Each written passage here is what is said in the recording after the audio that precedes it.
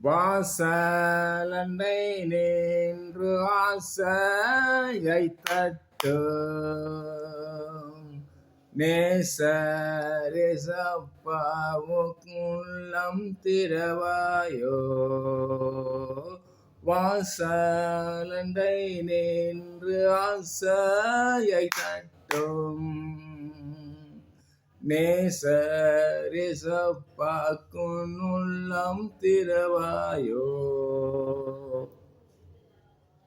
ஆம் பிரியமானவர்களே, பிளைனில் போகும் அன்பு சகோதரர்களே, பஸ்ஸில் பிரயாணம் பண்ணும் பிள்ளைகளே, டூ வீலர் காரில் போகும் பிள்ளைகளே, வாசலண்டை நின்று ஆசையை தட்டுவார் நேசரேசவுக்குள்ளம் திறவாயோ. பிரியமானவர்களே, ஏசப்பா உங்கள் வாசலண்டை நின்று தட்டி கொண்டிருக்கின்றார். பஸ்ஸில் போனாலும், பிளைனில் போனாலும், காரில் போனாலும், நடந்து போனாலும், டூ வீலர் போனாலும், எங்கு போனாலும் வந்தாலும் ஏசப்பாவை நினைத்து கொள்ளுங்கள். அவர் தட்டி கொண்டே இருக்கிறார். அவர் ஏசப்பா முஸ்லிம்களின் வேத குரானிலே ஈசா நபி ஸல்லல்லாஹு என்று சொல்லப்படுகிறது.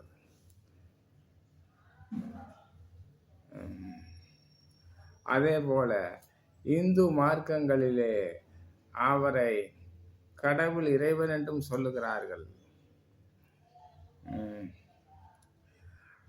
அதனாலே ஏசப்பாவை நம்புங்கள் பிரியமானவர்களே. அவர் சரித்திர ராஜா. அவர் அதி சீக்கிரம் வரப்போகிறார். அவர் ஆவியின் சரீரத்தில் இருக்கிறார் என்றால், ஆபத்து காலத்திலே என்னை நோக்கி கூப்பிடுங்கள், அப்பொழுது நான் உதவி செய்வேன், வருவேன், என்னை நீங்கள் மகிமைப்படுத்துவீர்கள் என்று அவர் சொல்லியிருக்கிறார். ஆபத்து காலம் எந்த நேரத்திலையும் வரலாம் பிரியமானவர்களே. மரணம் எந்த நேரத்திலையும் வரலாம். அதனால் தான் ஏசப்பா ஆவியின் சரீரத்திலே இருக்கிறார். அவர் போய் பரிசுத்த ஆவியின் தூய ஆவியின் அபிஷேகத்தை ஊற்றியிருக்கிறார். அவரை பெற்றுக்கொள்ளுங்கள். அவர் உங்களுக்கு வெளிப்படுதல் தருவார். அவர் உங்களை ஆசீர்வதிப்பார். ஹல்லேலூயா. வாசலண்டை நின்று ஆசையை தட்டும் நேசரேசப்பாக்குள்ளம் திறவாயோ.